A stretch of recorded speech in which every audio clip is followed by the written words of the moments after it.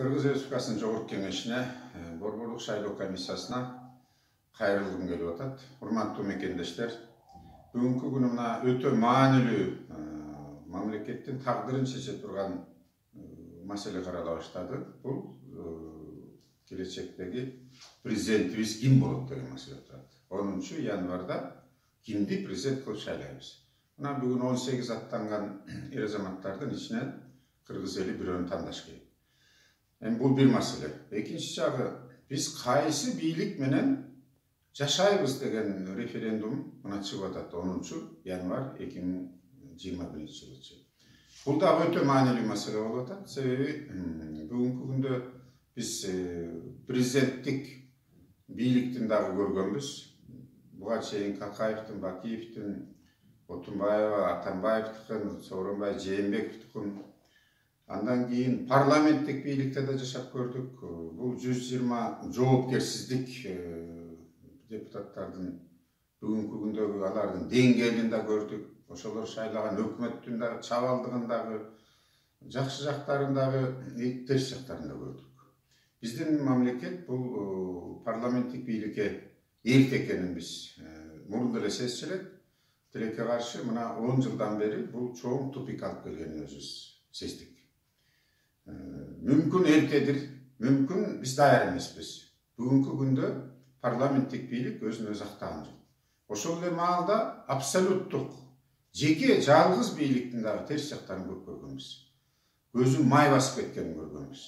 Ошон үчүн эл деген тандаганга азыр эки эле маселе алып чыгып атканына мен дагы ыраазы болгон жерим жок.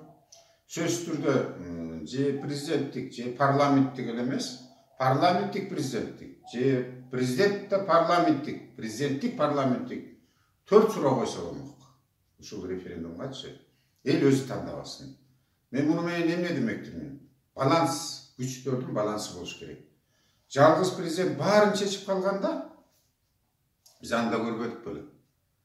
Татыктуу болобу ошол? Адилеттүү киши болобу? Бирөө болгон жок, мына 30 жылдан ашты. 30 жыл болуп калды. Ошон үчүн бул ойлоно турган, бир чече турган маселе болуп атат. Күндөн күнгө конституциябызды, күндөн күнгө референдум өткөрө турган, алмаштыра турган убакыт азыр жок бизде. Мүмкүнчүлүк да жок. Социалдык, экономикалык өтө татаал абалда турабыз. Ички сырткы карызыбыз күчөп турган маалда, стабилдүүлүк бүгүн эптеп арам турукташып келаткан маалда 10 январда тынч өтөт деп да бүгүн эч ким кепилдик бере албайт. Ошон үчүн менин ойлум, эгер президент сөзсүз түрдө президент бүткүл элден шайлангандан кийин ага дагы мүмкүнчүлүк, анан милдетти бериш керек, укукту бериш керек, сурап алганда да болуш керек. Себеби мамлекет башчысы, мисалы, сырткы саясатка кийлик шалбаса, алып бара албаса, мамлекет башчысы болуп эмне кереги бар? Бүткүл эл шайлаган киши башка мамлекеттер менен болобу, жолугушууларда болобу, бул элдин атынан айта турган президент эле бар. Элдин атынан сүйлөй турган, элдин таламын талаша турган, ошол жерден келишим түзө турган, элди ошол бүткүл улуттар уюмунан болобу, жана башка биз Кыргызстан мүчө болгон эл аралык уюмдарда Кыргызстандын жүзүн көргөзө турган президент. Ошон үчүн ал кишиге да укук бериш керек. Мисалы, сырткы саясат боюнча. Ички саясат боюнча деле ал чарба ишинде караганга мүмкүнчүлүк болушу керек. Экономикабызды, тартипти жана башкаларды.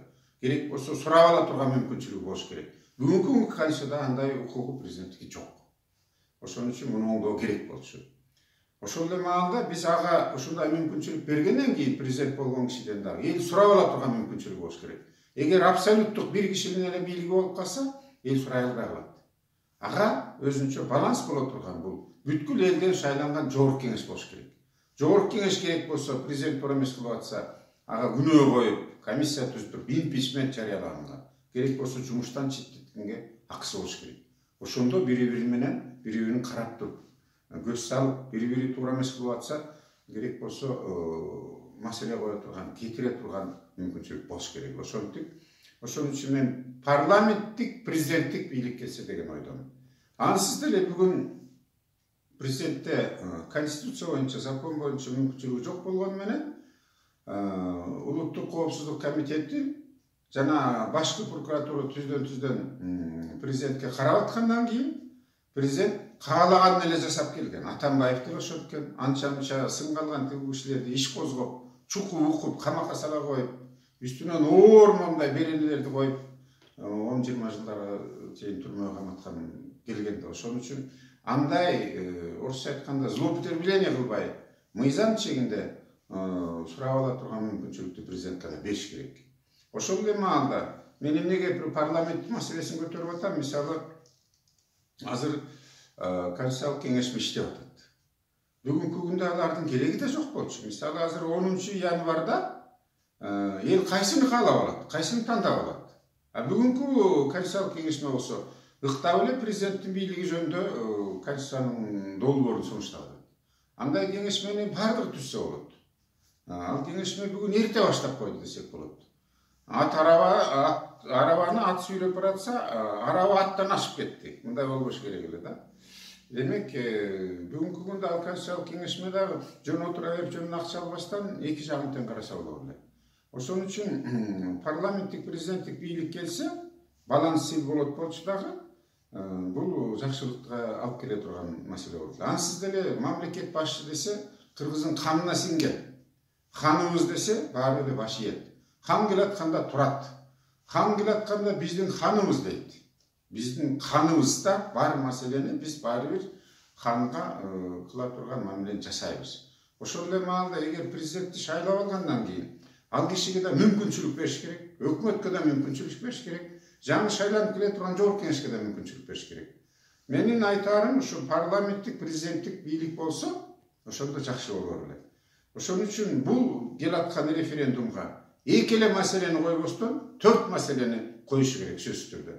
Президенттик бийлик болобу, же парламенттик бийлик болобу, же парламенттик президенттикпи, же президенттик парламенттикпи депчи. Мунун айырмасын ажырата билгенде элге ушу калган убакытта түшүндүрүштерин жүргүзүш керек эле дагы. Жана салай референдумга чыгып аткан бюллетенге мен сунуштаар элем. Сөзсүз түрдө 4 маселе коюп берсеңиздер депчи. Эл чечсин. Ошого баарыбыз баш ийели дагы, ошол менен кетели.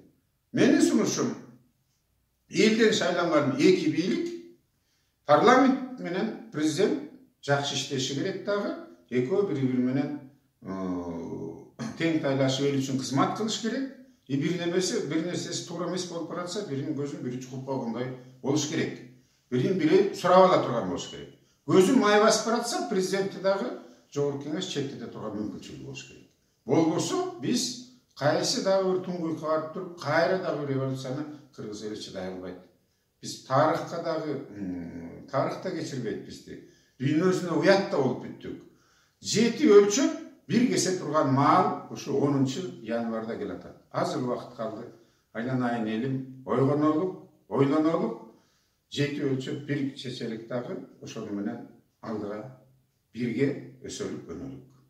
Саламатта болуңуздар.